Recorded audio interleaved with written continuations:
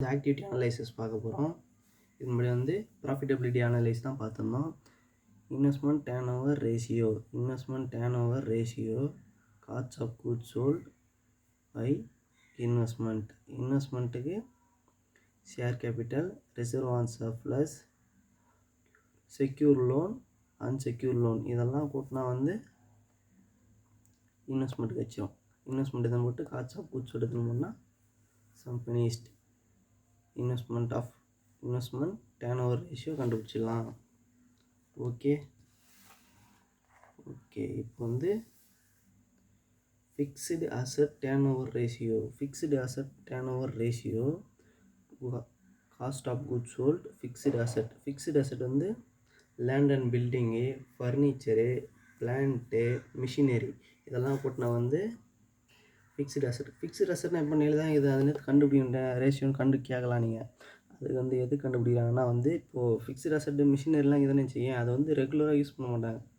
எவ்வளோ use பண்ணுறாங்கன்றதை கண்டுபிடிக்கலாம்ல.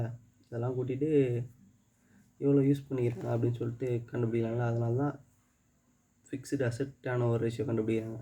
Okay, working capital turn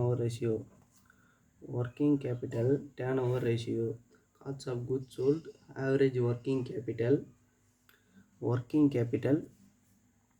எப்படி கண்டுபிடிக்கலாம்? ஃபஸ்ட்டு ஆவரேஜ் ஒர்க்கிங் கேபிட்டல் கண்டுபிடிக்கிறது முன்னாடி ஒர்க்கிங் கேபிட்டல் கண்டுபிடிக்கணும். ஒர்க்கிங் கேபிட்டல் எப்படி கண்டுபிடிக்கிறது? கரண்ட் அசட்டு மைனஸ் கரண்ட் லைபிலிட்டி, நிலுவை சொத்துக்கள் மைனஸ் நிலுவை கடன்கள் கழிச்சா வந்து ஒர்க்கிங் கேபிட்டல் கழிச்சிடும். இப்போ வந்து ஆவரேஜ் ஒர்க்கிங் கேபிட்டல் கண்டுபிடிக்கிறதுக்கு opening working capital plus closing working capital divided by 2.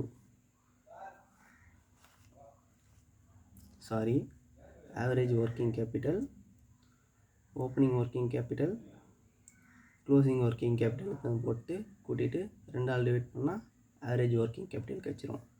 Average working capital இங்கேருந்து போட்டு காஸ்ட் ஆஃப் குட்ஸ் சோல்ட் பண்ணாங்க ஆன்சர் கிடச்சிரும். ஓகே,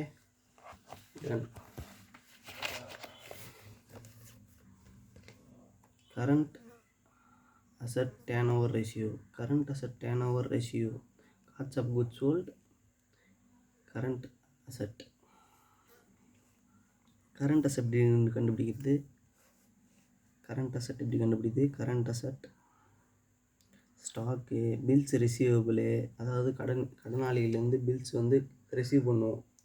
பில்ஸ் ரிசீவபிளு, கேஷு, பேங்க்கில் இருக்கிற கேஷு, டெப்டாரு இதெல்லாம் போட்டோம்னா வந்து கரண்ட் அசட் கிடச்சிரும். Okay, done. Stock turn over ratio cost of goods sold average stock கண்டுபிடிக்கிறது வந்து opening stock of finished goods, closing stock of finished goods 100 போட்டால் ஆவரேஜ் ஸ்டாக் கிடச்சிரும். ஓகே, அப்புறம் டிவைட் பண்ணால் ரேஷியோ கிடச்சிரும். Debtor turn over ratio